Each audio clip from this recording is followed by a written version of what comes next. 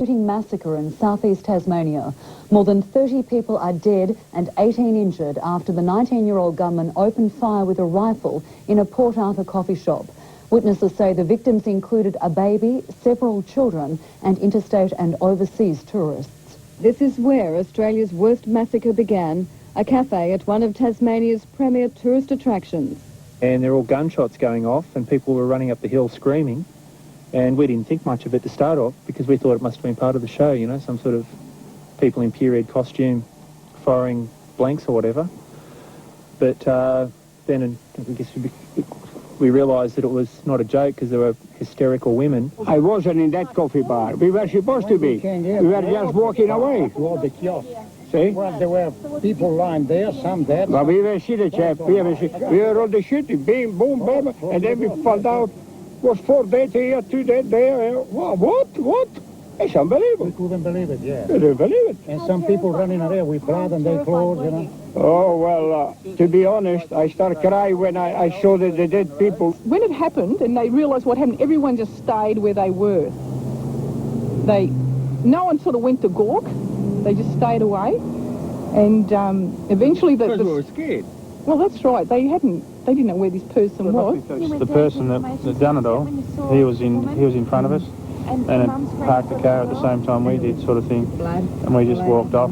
And he went into the shop and got something to eat and was eating really quickly and then he started shooting. All the people that are dead are in the cafeteria and around the bus. He actually shot people on the bus and there's 3 buses still parked there and they've got all the windows smashed in them. We were told they were shot all the way up to the entrance gate. All available police and emergency services have been recalled to duty to end the cold-blooded killer's rampage. Elite squads have been helicoptered into the remote area where the gunman is pinned down with as many as 3 hostages. The tense standoff comes 7 hours after the bloody shootings began in the cafe and restaurant of the historic town of Port Arthur.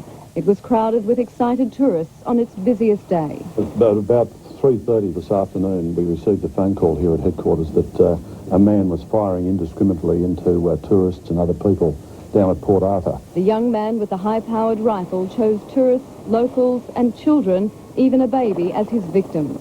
His next target, 2 coachloads of tourists, killing 2 or 3 in each and 1 driver. Also, in an horrific twist, there are reports hostages were forced into a car and set alight. We've had a report here, but it hasn't yet been confirmed that the gunman at one stage when he left the Port Arthur complex, after shooting quite a number of people there, took some hostages and then proceeded towards another building by taking a car. I think it was a rent-a-car. He locked some of those hostages in the boot of his car and then set the car alight. The gunman even began shooting at the 3 rescue helicopters on their mercy dash to Hobart Hospital.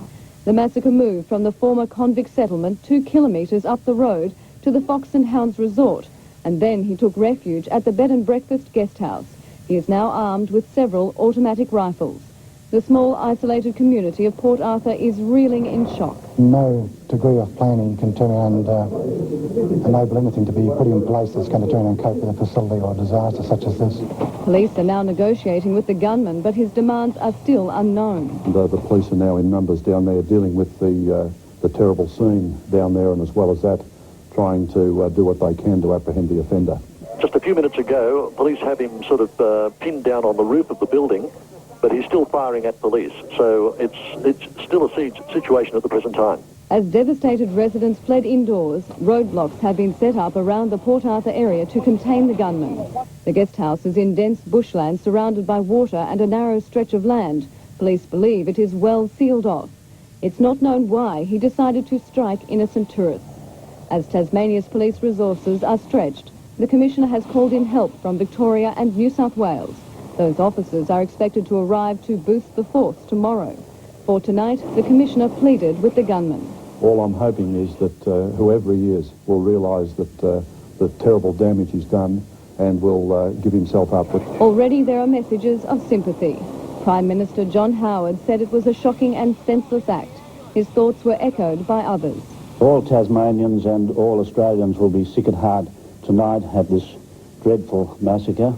Steps have also been taken to help witnesses and survivors cope with the enormous tragedy. The authority obviously has already taken some action, and that is basically ensuring that resources and counselling services are available for staff. The 18 injured are undergoing urgent surgery tonight. 4 are critical, 4 serious, and 10 in a satisfactory condition. But with the danger not over, people are now being evacuated from the area to prevent any more bloodshed. Jane Hodgkinson, National 9 News. And we now cross to Charles Slade, who is at Hobart Police Station. Charles, what's the latest? Joe, the latest is that every hour passes by now, this whole tragedy is getting worse and worse and worse. We understand the police on the scene at Port Arthur are finding more and more bodies in the dark, and we understand the death toll could now be as high as 40. It's an absolutely unbelievable figure, as high as 40. And that includes, as you may have mentioned, the interstate and overseas visitors. We understand the man is still holed up, still has 3 hostages, is still firing at police. But the only ray of good news is that the police have established phone contact with the man. He has made certain demands. We don't know what they are, and negotiations are still underway. What we still don't know, as the police told us just a short time ago, is why this whole horrible tragedy happened.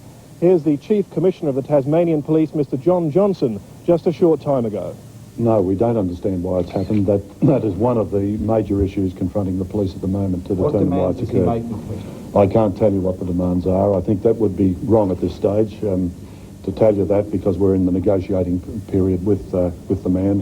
Of course, what we're trying to achieve is for him to give himself up and go before the courts. And Joe, the Chief Commissioner had one further point to make. On the off chance that this gunman is watching television, he said he would like to make a direct appeal to him. Here's what the Chief Commissioner had to say on that subject.